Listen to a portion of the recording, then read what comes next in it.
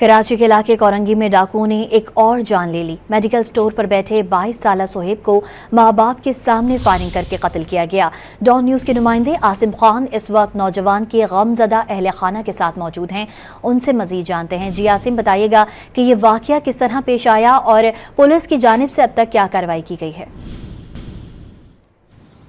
जी, कराची में एक और 22 साला नौजवान डाकुओं की गोली का निशाना बनकर जाँ बाग हो गया। इस वक्त मैं उसके घर में कोरंगी में मौजूद हूँ, जहाँ पर क़यामत सुग़रा का मंजर है। तमाम हर आँख अश्कबार है। गुज़िश्ता रात इसकी तदफीन कर दी गई, लेकिन अहले खाना का गम जो है वो कम होने का नाम नहीं ले रहा है। इस वक्त सुहेब की खाला हमारे साथ मौजूद हैं। गुज़िश्ता रोज़ सुहेब को उसकी दुकान पर मेडिकल स्टोर पर डाकुओं ने डकैती मज़ाहमत पर निशाना बनाया और उसी वक्त उसके वालिदैन भी वहाँ पहुँचे थे। उनकी आँखों के सामने जो है बेटे की जान ली गई। इस वक्त खाला उनकी मौजूद है, इनसे पूछते हैं कि किस तरह से ये लोग सब्र कर रहे हैं।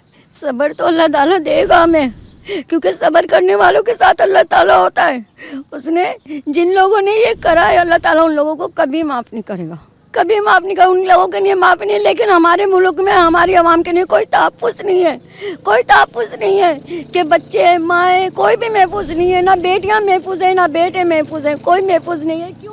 जी, आप बात सुन रहे हैं और इसी तरह के जो है तासुरात तमाम शहरियों के हैं, क्योंकि शहर में ये सिलसिला रुकने का नाम नहीं ले रहा है। रोज़ाना की बुनियाद पर जो है शहरी डाकुओं के हाथों कत्ल हो रहे हैं और पुलिस कत्ल के बाद अहले खाना को ये तसल्ली ज़रूर दिलाती है कि जल्द इस केस को हल कर लिया जाएगा, मुल्ज़िमान पकड़ लिए जाएंगे। और अगर मुल्ज़िमान पकड़ भी लिए जाते हैं तो जाने वाला वापस नहीं आता। इन मुल्ज़िमान को गिरफ़्तार किया जाए, बल्कि ऐसे वाक़यात को रोकने के लिए फ़िलफ़ौर जो है इक़दामात किए जाएँ, ताकि फिर सुहेब की तरह किसी का घर ना उजड़े।